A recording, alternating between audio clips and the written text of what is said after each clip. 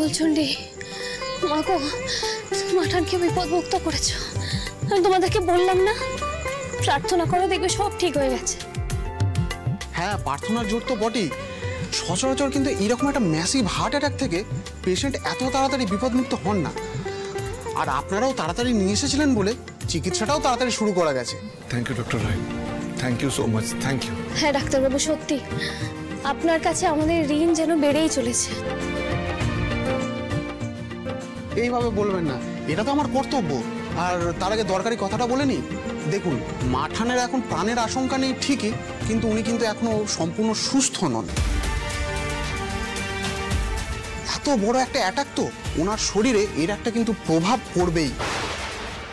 প্রভাব মানে কিরকম প্রভাব? দেখুন ওইভাবে তো বলা যাবে না, তবে অনেক কিছুই হতে পারে। শুধু এটাই বলার ছিল, আপনারা ওনার কিন্তু খুব খেয়াল রাখবেন। ডাক্তারবাবু আপনি একদম চিন্তা করবেন না, আমরা মাঠানকে নিয়ে বাড়ি ফিরি। আমি নিজে মাঠানকে খুব যত্নে রাখবো। বেশ, আপনারাও বরং বাড়ি চলে যান। বাচ্চাটাকে নিয়ে তো সে সকাল থেকে আছেন, ওরও তো রেস্টের দরকার। আর এখানে তো আইসিইউতে একজন সিস্টার আছেই মাঠানের দেখাশোনা করার জন্য। মাঠানের শরীরের এমন অবস্থা, আমরা বাড়ি চলে যাব? না না, আমি যেতে পারবো না। আরে কোনো চিন্তা করবেন না, মাঠানের কোনো অযত্ন হবে না। আচ্ছা ঠিক আছে ডাক্তারবাবু, বলছিলাম কি অবুদুল, বলছি উনি যখন বলছেন চল আমরা এখন বাড়ি চলে যাই, দেখ সবাই মিলে এখানে রয়েছি, এবার একসাথে সবার শরীর খারাপ হলে কে কাকে সামলাবে, তাই না? আমরা কালকে আবার আসবো। হ্যাঁ কালকে আবার আসবো, এখন চল। হ্যাঁ হ্যাঁ, জিত করিস না, চল রুটি নিয়ে এসো, চল চল। আয় মনি ভাই, আয় আয়।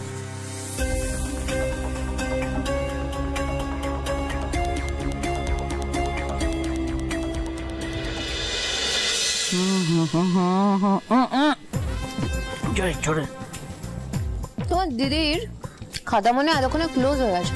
আরে ফুলকুমারী, তোর মুখে ফুলচন্দন পড়ুক। আমার মনটা না কিনাটা ডাক ডাকছে।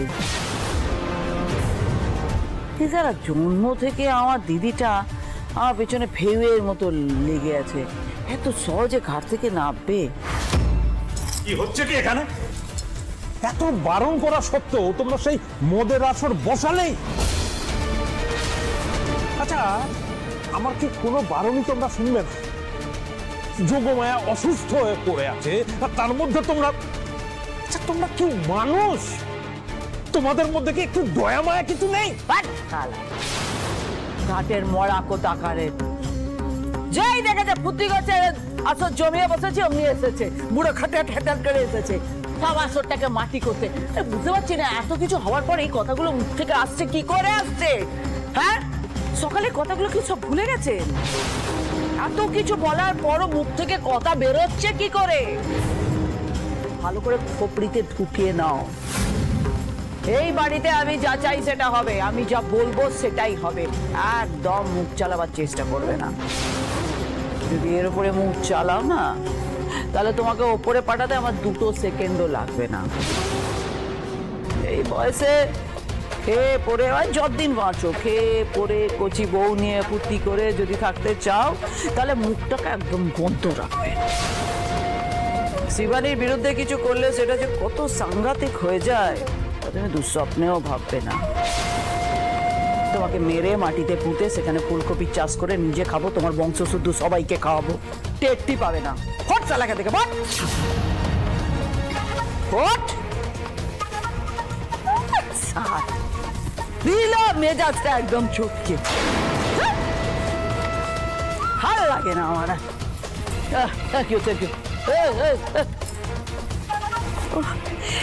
মুখটা না থাকলে না আসরটা জমে না। হচ্ছে আমার এবার চাঙ্গা বাচ্চা। এই যে মইনা কলকাতায় গেছে বললি, তো এখনো আসছে না কেন?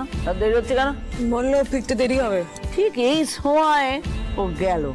হ্যাঁ, আমি বলছি কি মিতুল, মৈনাক ফিরলে ওকে তুমি পুরোটা একটু ভালো করে ব্রিফ করে দিও। হ্যাঁ হ্যাঁ নিশ্চয়ই। একা তো বিশ্বাস নেই, বিশ্বাস করি না আমি। কি যা স্বভাব এই একা।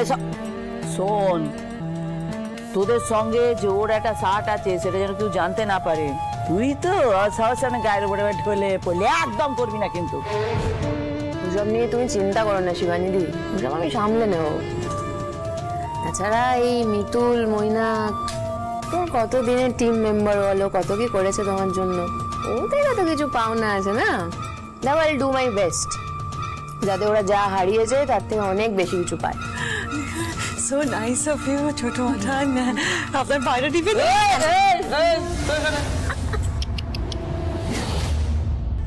কাজের কথা বলছি, তার মাঝখানে ভেবে ভেবে ভেবে কুচার মধ্যে ঢেকে গেছে। এই বাড়ির সবার সঙ্গে না আগে একটা মিষ্টি মিষ্টি কথা বলতে হবে, আগে বেশি কথা বলি না, মিষ্টি মিষ্টি করে কথা বলি। মাটানের জায়গাটা যদি নিতে হয় তাহলে কিন্তু সবার সঙ্গে সম্পর্কটা ভালো করতে হবে। আমি জানি, আমার মনে আছে, তুমি কেন চিন্তা করছো?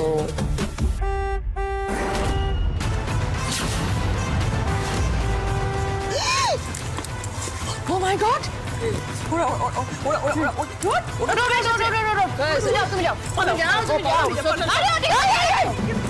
ওরা কোন দিকে যাবো?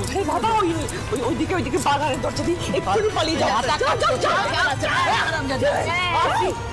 এই দাঁড়িয়ে আছে, এগুলো সরাও, এগুলো সরাও, কোথায় রাখবে? রাখো।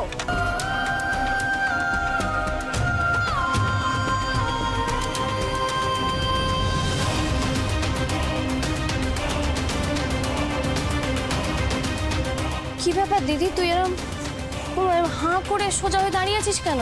এমনি এমনি দাঁড়িয়েছি হাঁ করে সোজা হয়। এমনি মানে কি? এই তো তোমরা এসে গেছো। আমি গাড়ির হর্ন শুনেই ভাবলাম যে তোমরাই নিশ্চয়ই এসেছো। আচ্ছা অরুণ, তোমার মা কেমন আছেন? হ্যাঁ অরুণ, কি হলো, উত্তর দিচ্ছ না যে? হ্যাঁ প্রেমাংশু, তুমি বলো না। হ্যাঁ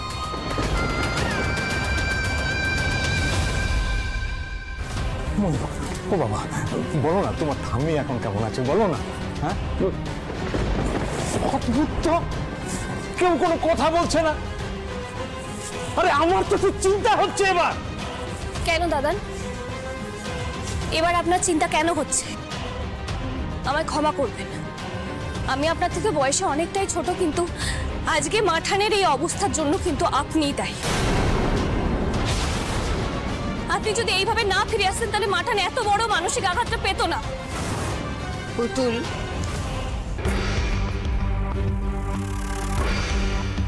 তুমি কি বলছো বলো তো? মানে দিদির সাথে যেটা হয়েছে সেটা একটা অ্যাক্সিডেন্ট, সেটা যে কোনো সময় যার সাথে ইচ্ছা হতে পারে, আর তুমি তার জন্য এই মানুষটাকে ব্লেম করছো। ভুলে যাও না সম্পর্কে উনি তোমার দাদা শ্বশুর হন। দিস ইজ নট ফেয়ার, তুমি ওনার সাথে এভাবে কথা বলতে পারো না।